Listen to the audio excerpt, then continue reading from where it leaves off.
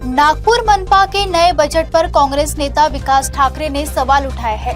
उन्होंने कहा कि नए टैक्स नहीं लगाए गए, लेकिन जनता को टैक्स के बदले सुविधाएं नहीं मिल रही है।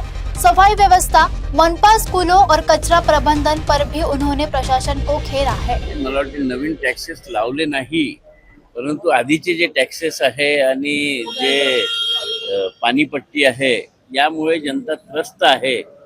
जे आम्ही टॅक्सेस घेतो त्या टॅक्सेसच्या नुसार आम्ही सोयी सुविधा देतो का सामान्य जनतेला, हा मुख्य प्रश्न आहे। आज सगळ्या नागपूर शहरामध्ये स्वच्छतेचा अभाव आहे।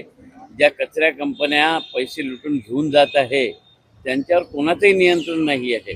म्हणजे कुठल्याही पुढाऱ्याने कोणत्याही मीटिंगमध्ये जरी सांगितलं, परंतु त्यांचा कंत्राट रद्द होत नाही, त्याचं भुगतान या शहरातील जनतेला करावं लागून आज जागोजागी कचऱ्याची ढिगं पडलेले आहे। ते कचरा कंपनीचे कर्मचारी स्ट्राईकवर जातात, तर मला वाटतं काय महानगरपालिकेजवळ निर्णय घ्यायची क्षमता उरलेली नाही का? एखाद्या कंपन्यांमुळे शहरातली जनता त्रस्त असेल, त्यांच्या आरोग्याला धोका निर्माण झाला असेल, स्वच्छतेचा अभाव असेल, अशा परिस्थितीत ही नियंत्रण येऊ शकत नाही। मला वाटते बजेटमध्ये जे तुम्ही पैसे ठेवले आहे त्या पैशाचा विल्हेवाट कसा लागणार आहे आणि त्यामधून सामान्य जनतेला काय सोयी मिळणार आहे याचा कुठलाही संबंध नाही असं मला वाटतं। मला वाटते महानगरपालिकेची शाळा ही सर्वसामान्य जनतेचा एक आधारस्तंभ आहे। आज आपण पाहतो की पहिल्या दुसऱ्या वर्गात 30-40 हजार रुपये मोजावे लागतात आणि अशा परिस्थितीत महानगरपालिकेने आपला शाळेचा दर्जा सुधारून विद्यार्थ्यांना, लोकांना या शहरातील आकर्षक केले पाहिजे। या शाळेमधले रिझल्ट चांगले आहे, याचे शैक्षणिक वातावरण आहे, तेव्हाच ती पटसंख्या वाढू शकेल। आता पाहू त्या कामी महानगरपालिका काय करते। मला असं वाटतं की नागपुरात अनेक आयुक्त येतात, 2-2.5 वर्षानंतर नवीन आयुक्त येणारच आहे।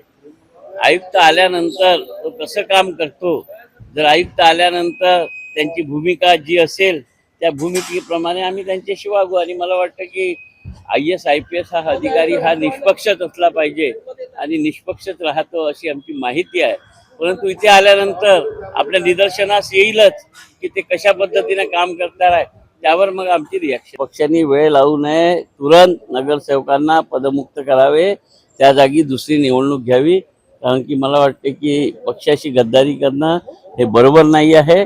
आणि हे असं झालं असेल, मग ते ग्रामीणचे असो, शहराचे असो, आता महाविकास आघाडीचे 100 नगरसेवक गेले, त्याच्यातनं किती आमच्या पक्षाचे आहे याचा शोध घेऊन त्वरित कारवाई करावी अशी माझी मागणी आहे। मला काहीही माहित नाही कोणी अहवाल तयार केला, कसं मतदान झालं, परंतु हे झालं ते चुकीचं झालं, यावर कारवाई व्हावी हेच माझं मत आहे। आमचे शहर अध्यक्ष काही गुंड प्रवृत्तीचे थोडी नाही तर त्यांचा कोणी एन्काउंटर करेल, आणि आमच्या शहराध्यक्षाचा एन्काउंटर करायला या नागपूर शहरात कोणी जन्माला आलेला नाही आहे। त्यांनी आपल्या मनातली भीती काढावी आणि मला वाटते की एन्काउंटर करण्यासारखी परिस्थिती ह्या नागपूर शहरात आहे। हे महाराष्ट्र आहे, हे काही उत्तर प्रदेश नाही आहे, इथे कोणाचं एन्काउंटर होऊच शकत नाही।